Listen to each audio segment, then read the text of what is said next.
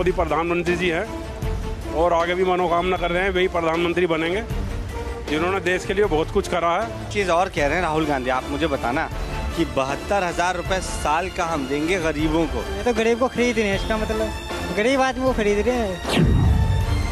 2014 election में तो चाय वाले जो थे वो ब्रांड एम्बेसडर बने हुए थे। आपको लग रहा है 2019 में चाय वालों से छीन के तमगा चौकीदारों को दे दिया गया? बिल्कुल। अच्छा लग रहा है, बुरा लग रहा है? बहुत अच्छा लग रहा है। नहीं, आज जो भी जहाँ भी हम पहुँचे हैं वो सब 70 सालों का ही विकास है। 4-4.5 साल में तो कुछ नहीं हुआ। काम ठीक चल रहा, नू तो भाई 100 मड़ा नू कुछ नहीं होता। हर आदमी आज़ाद है, कोई कुछ भी कह सके। काम ठीक ठाक चल रहा। किसानों के लिए सरकार ये खाते में 2,000 रुपये डाल रही है या खैरात क्यों बांट रही है? मैं ये कहता हूँ कि आप गन्ने के दाम बढ़ा दीजिए, खैरात क्यों बांट रहे हो?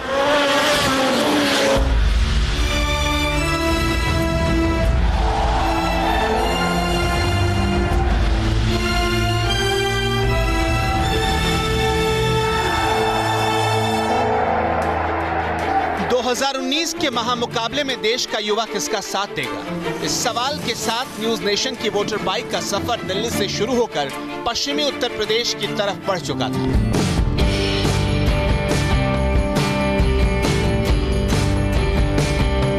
महानगर की चकाचौंध पीछे छूटती जा रही थी। बड़ी बड़ी बहुमंजिली इमारतों की जगह कस्बे के मकान और खेत खलिहान नजर आने लगे। नजारे तो बदल गए, लेकिन नजरिया कितना बदला है? मेट्रो सिटी से लेकर छोटे शहरों और गांवों तक पहुंचते पहुंचते देश के युवा वोटर की सोच कितनी बदली है, हमने ये जानने और समझने की कोशिश की। नमस्कार, मैं हूं आपके साथ अक्षय विनोद शुक्ल, आपके अपने शो वोटर बाइक में, और आज हम अगले सफर में निकल चले। दरअसल जैसे ही चुनाव आता है, आपने भी देखा होगा कि जो नेता हैं वो वादों की गंगा बहाने लगते हैं और कोशिश यही होती है कि इस वादे के साथ वो अपनी बैतरणी पार कर ले। लेकिन ये पब्लिक है जो सब जानती है, और आज हम उसी गंगा की नगरी में जाने वाले हैं जिसे धर्म नगरी भी कहा जाता है। जी हाँ, आज हम होंगे हरिद्वार में।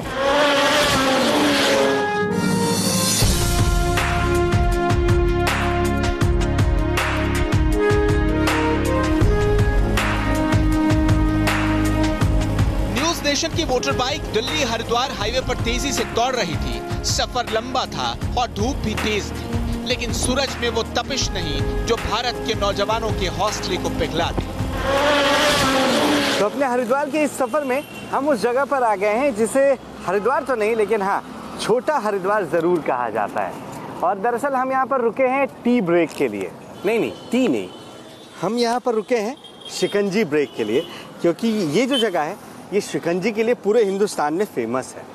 अब यहाँ रुकने के बाद हम ये जानने की कोशिश करेंगे कि राहुल गांधी ने जो फॉर्मूला सुझाया था कि शिकंजी के बाद आप तो कोल्ड ड्रिंक बनाने की एक बड़ी कंपनी बन सकते हैं, उस पर लोगों को कितना एतबार है। और प्रधानमंत्री नरेंद्र मोदी ने जो सपने दिखाए थे, क्या वो सपने इन लोगों के हिसाब से पूरे हुए हैं? तो आइए शिकंजी पीते हुए ये तमाम बातें आगे करते हैं। तो मेरे वीडियो जर्नलिस्ट और मैं इस वक्त उस जगह पर हैं जहां गंगा नहर है और जहां छोटा हरिद्वार कहा जाता है जिस जगह को, और यहां पर हम ले रहे हैं मज़ा इस शिकंजी का। दरअसल ये जगह न सिर्फ शिकंजी बल्कि अपनी कुल्फ़ी के लिए बहुत फेमस है, और ये भाई साहब हैं जो इन तमाम चीज़ों का ख्याल रखते हैं। आपका शुभ नाम क्या है? सुबोध जैन सर मेरा नाम। सुबोध जी, मुझे एक चीज़ बताइए कि राहुल गांधी कहते हैं कि एक शिकंजी बेचने वाला था, वो शिकंजी बेचते बेचते एक बहुत बड़े कोल्ड ड्रिंक का मालिक बन गया। आपको लगता है कि आप भी इस तरीके से आने वाले वक्त में बहुत बड़ी कोल्ड ड्रिंक की कंपनी चला सकते हैं, सरकार साथ देती तो? सरकार साथ देगी तो क्या नहीं हो सकता आज के टाइम में। हाँ, मगर राहुल गांधी की तरह थोड़ी है कोई देश को लूट लूट कर खा गया, सारा माल इटली भेज दिया। हमारे नरेंद्र मोदी प्रधानमंत्री जी हैं। हाँ, और आगे भी मनोकामना कर रहे हैं वही प्रधानमंत्री बनेंगे, जिन्होंने देश के लिए बहुत कुछ करा है, बहुत कुछ योजना लाए हैं। हाँ। अच्छा, लेकिन आप तो बिजनेस चला रहे हैं, मोदी जी तो जीएसटी भी लेकर आए थे, उसमें नुकसान हुआ, सब कुछ हुआ, सब बिजनेसमैन कह रहे हैं, आप फिर भी उसके बाद मोदी जी को एकदम जिताने में तुले हुए हैं। बिजनेस में तो नफा नुकसान चलता रहता है। हाँ, हमें भी नुकसान हुआ, जीएसटी भी लगी, नोटबंदी भी, परेशानी भी हुई। हाँ, मगर कोई दिक्कत नहीं। परेशानी सब कुछ चलती है, जब जीवन है तो परेशानी भी है। मगर ये नहीं है कि शेर की जगह अपने घर में गधा लाकर बांध ले में। तो मोदी जी हमारे शेर हैं और प्रधानमंत्री भी यही बनेंगे। चीज़ और कह रहे हैं राहुल गांधी, आप मुझे बताना कि 72,000 रुपए साल का हम देंगे गरीबों को। तो आपको लग रहा है कि इससे स्थिति बेहतर हो सकती है? ये तो गरीब को खरीद रहे हैं, इसका मतलब गरीब आदमी को खरीद रहे हैं। अच्छा, यस। तो मोदी भी तो कह रहे हैं ना कि दे रहे हैं ना, एक रिश्वत दे रहे हैं। ये रिश्वत थोड़ी लेगा गरीब आदमी, वो तो मजदूर है, मजदूरी करके अपना। जो जैसे मोदी जी ने 6,000 रुपए किसानों को बोला साल का, तो वो रिश्वत थी या क्या था फिर? वो तो अकाउंट में आना था ना, वो तो दे ही रहा है सबको। ये तो राहुल तो बोल रहा है ना रिश्वत दे रहा है, वो तो एकदम बोल रहा है। वोटर बाइक सड़क पर दौड़ रही थी और हमारे जहन में सवाल।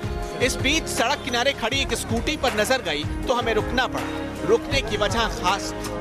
तो दिल्ली से हरिद्वार के रास्ते पर जब हम निकले हुए थे तो रुड़की पहुंचने के बाद जहां हमने अपनी गाड़ी पार्क की, वहीं पर एक ऐसी स्कूटी पार्क थी जिसे देखने के बाद हमारा ध्यान तो ये खींच ही रही थी, बल्कि आसपास जितने लोग मौजूद हैं उनका ध्यान भी ये ज़रूर खींच रही है। और ऐसा नहीं कि सिर्फ इस स्कूटी में आपको तमाम चीज़ें नज़र आएंगी। ये जो हेलमेट है स्कूटी पर टंगा हुआ था, इस पर भी काफ़ी कुछ लिखा हुआ है, जिसमें #नमो है, कमल के फूल बने हुए हैं। यानी कुल मिलाकर ये समझ में आता है कि जिसकी ये गाड़ी है, जिसका ये हेलमेट है, वो पूरी तरीके से नरेंद्र मोदी को 2019 में सपोर्ट कर रहे हैं। मालिक भी हमारे साथ ही हैं। मैं ये समझने की कोशिश कर रहा हूँ कि ये तमाम चीज़ें आपने क्यों करवाई हैं? क्या आप बीजेपी को सपोर्ट करते हैं या बीजेपी में कार्यकर्ता और तो नहीं है आप? नहीं, मैं बीजेपी में कार्यकर्ता तो नहीं हूँ, पर एक आम नागरिक हूँ जो बीजेपी को सपोर्ट करता है और नरेंद्र मोदी जी को सपोर्ट करता है। क्योंकि नरेंद्र मोदी जी देश के लिए इतना अच्छा कर रहे हैं, तो क्या मेरा थोड़ा सा करते हुए बनता है कि मैं उनका थोड़ा प्रचार करूँ अपनी साइड से, इसलिए मैंने अपनी स्कूटी पे लिखवाया हुआ है। और भी कुछ लोग हैं जो यहाँ पर लस्सी पी रहे हैं, आइए उनसे भी जानने की कोशिश करते हैं कि 2019 को लेकर उनका मूड क्या है। भाई साहब, आपसे मैं जानना चाहूँगा, लग रहा है इंटरेस्टेड नहीं है, लस्सी ज़्यादा अच्छी लग रही है, वो पीकर यहाँ से निकल गए हैं। कुछ और लोग हैं, इनसे पूछते हैं। आप मुझे समझाइए, 2019 का चुनाव आ रहा है, आपके लिए कौन से मुद्दे हैं जो नरेंद्र मोदी सरकार का साथ देंगे या उसके खिलाफ जाएंगे? खिलाफ जाएंगे। एक मुद्दा है जो रोज़गार का मुद्दा है, रोज़गार कम हुए हैं हमारे और कुछ अपॉर्चुनिटीज़ नहीं मिल पा रही हैं। दूसरा मुद्दा जो खिलाफ जाने वाला है वो जीएसटी का है, जिससे कि जो छोटे रोज़गार वाले थे उनको नुकसान हुआ है। कुछ उन्होंने अच्छे काम भी किए हैं, जैसे जो इंटरनेशनल रिलेशनशिप हैं वो अच्छे बने। और बस अभी तो फिलहाल यही मुद्दे दिमाग। जैसे पाकिस्तान को जिस तरीके से जवाब दिया गया है पुलवामा अटैक के बाद, वो बिल्कुल पॉजिटिव जाने वाला है। मैम, आपसे मैं एक चीज़ समझना चाहूँगा कि हर जगह हमने बोर्ड देखा कि महिलाओं के सम्मान में बीजेपी मैदान में, या महिला सुरक्षा के लिए फिर से एक बार मोदी सरकार। आपको लग रहा है 5 साल में महिलाओं की सुरक्षा को देखते हुए कदम ऐसे उठाए गए हैं कि महिलाएं कहीं पे भी आसानी से आ जा सकते हैं? इस बारे में कुछ नहीं कह सकते। नहीं, आपको डर लगता है कहीं जाती हैं अकेले? नहीं, ऐसा कुछ नहीं है। करते तो सब लोग अपने मन की है, लेकिन एक्चुअली हम उसके लिए कुछ नहीं बोल सकते। तो कुछ मुद्दे हैं जिस पर लोग खुलकर बात करते हैं, कुछ मुद्दे हैं जिस पर अभी भी कुछ नहीं कहा जा सकता है, ये उनका कहना है। लेकिन हाँ, इतना ज़रूर है कि इंटरनेशनल रिलेशनशिप हो या फिर पाकिस्तान को जवाब देने की बात हो, इन मुद्दों पर लोगों का कहना है कि मोदी सरकार ने अच्छा काम किया है, उस पर भरोसा किया जा सकता है। लेकिन जीएसटी उनकी परेशानी बढ़ा भी सकता है। कुछ और लोगों से मिलेंगे, उनकी बात जानेंगे कि उनके दिमाग में 2019 चुनाव को लेकर क्या कुछ चल रहा है।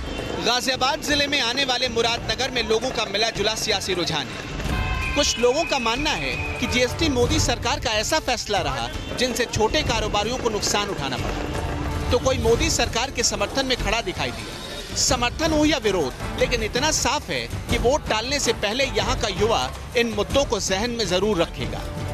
हम आपको वोटर बाइक के अगले पड़ाव की कहानी सुनाएं, उससे पहले पश्चिमी यूपी का सियासी समीकरण समझ लीजिए। यूपी की जनसंख्या करीब 20 करोड़ है। बीते 5 साल में 40 लाख नए वोटर जुड़े।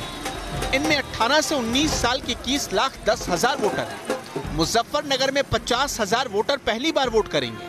वहीं समूचे पश्चिमी यूपी की बात की जाए तो यहाँ 8 लोकसभा सीटों पर करीब 5 लाख युवा वोटर। चुनाव में 1 वोट के अंतर से भी हार जीत का फैसला हो जाता है।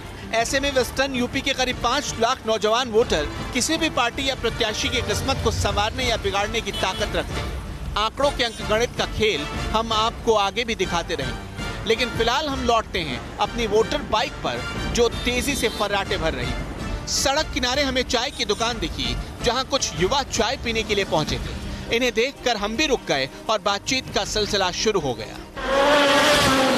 जो चाय पीते हैं वही जिंदगी जीते हैं। भाई वाह, रुड़की के ठीक सामने एक चाय का स्टॉल है, उस पर ये तमाम स्लोगन लिखे हुए हैं कि चाय पीते रहो मुस्कुराते रहो। क्या नाम है भाई साहब? राहुल पाल। राहुल, 2014 इलेक्शन में तो चाय वाले जो थे वो ब्रांड एम्बेसडर बने हुए थे। आपको लग रहा है 2019 में चाय वालों से छीन के तमगा चौकीदारों को दे दिया गया? बिल्कुल। तो अच्छा लग रहा है बुरा लग रहा है? बहुत अच्छा लग रहा है। क्यों भाई? क्यों जी, हमारे बीजेपी जी सरकार है, हाँ, वो दोबारा आएगी जरूर। अच्छा, हाँ। ऐसा किस लिए, आप लोगों के लिए ऐसा क्या खास हुआ है? ऐसा क्या खास किया है बीजेपी ने जो आपको लग रहा है कि आएगी जरूर? बीजेपी ने बहुत खास किया है, जैसे? बहुत कुछ किया है। जैसे? और करेगी। कुछ एक बात बता दो कि जो अच्छा काम किया है। जैसे कि अच्छा काम ये किया है, एक तो गुंडागर्दी खत्म हो गई है बिल्कुल। अच्छा, हाँ बिल्कुल, गुंडागर्दी खत्म हो गई है, वो सब चीज़ों से मुक्त हो गई एकदम। ये चाय में जैसे उबाल आ रहा है ना, वैसे ही मुद्दों का उबाल भी इस 2019 के चुनाव में आ रहा है। और यहाँ पर तमाम लोग जो मौजूद हैं उनमें से सर, पहले मैं आपसे जानना चाहूँगा कि आपके लिए 2019 में ऐसा कौन सा मुद्दा है जो बहुत महत्वपूर्ण होने वाला है? देश में विकास की स्टार्टिंग हो चुकी है। अच्छा, पहले विकास नहीं था, क्योंकि जब भी जो भी गवर्नमेंट बनी है अनसर्टेन बनी, मतलब स्थायित्व सरकार नहीं थी, मिली जुली सरकार थी। जब मिली जुली खिचड़ी वाली सरकार होती है तो उसमें विकास नहीं होता है। हाँ। अब जो सरकार बनी थी इंडिविजुअल बनी थी, हाँ, मेजोरिटी वाली। हम तो कहते हैं किसी की सरकार बने, लेकिन मैंने प्योर मेजोरिटी से। हाँ, तो विकास अभी हो रहा है, यानी जो हुआ है 5 साल में हुआ है, 70 सालों में कुछ हुआ नहीं था क्या? नहीं, आज जो भी जहाँ भी हम पहुँचे हैं वो सब 70 सालों का ही विकास है। हाँ। 4-4.5 साल में तो कुछ नहीं हुआ।